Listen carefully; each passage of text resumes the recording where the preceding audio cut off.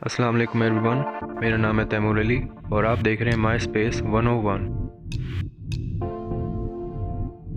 नाजरीन, इंसान का दिमाग एक ऐसा मरकज़ है जो जिस्म के कुल वज़न का तकरीबन 2% होने के बावजूद ये जिस्म का अहम तरीन हिस्सों में से एक है।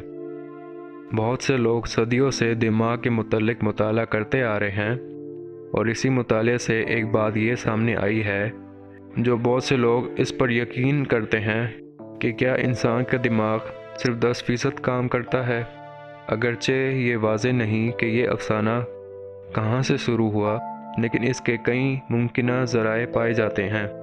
1907 में एक माहिर नफ्सियात और मुसन्निफ़ विलियम जेम्स ने दावा किया था कि एक इंसान सिर्फ अपने ज़हनी वसाइल का कुछ हिस्सा इस्तेमाल कर सकता है, लेकिन उन्होंने अपने इस दावे पर किसी फ़ीसद की वजाहत नहीं की थी।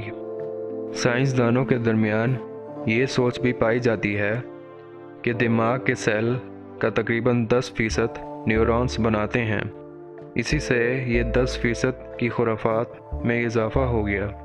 इसके अलावा दिमाग के इस मज़ामीन को मुख्तलिफ़ टीवी प्रोग्राम और फिल्मों में दोहराया गया है, लेकिन अब नई तहकीक के मुताबिक इस अफसाने को भी ख़त्म कर दिया गया है।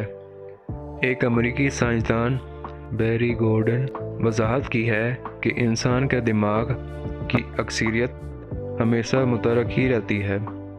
एक टेक्निक के मुताबिक fMRI, जिसका मतलब फंक्शनल मैग्नेटिक रेजोनेंस इमेजिंग, जिससे दिमाग के दीगर सरगर्मियों की पैमाइश की जा सकती है। जब इंसान मुख्तलिफ काम सर अंजाम दे रहा होता है तो इस तहकीक से पता चलता है कि हमारा दिमाग हर वक्त हरकत में ही रहता है, यहाँ तक कि इंसान जब बहुत आसान काम ही क्यों ना कर रहा हो। इसके अलावा जब इंसान नींद की हालत में होता है तब भी दिमाग का बहुत सा हिस्सा हरकत में ही रहता है।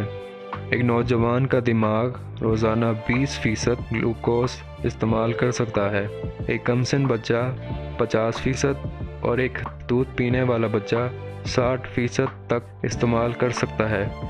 इसी से साबित हुआ कि ये 10% सिर्फ एक अफसाना है।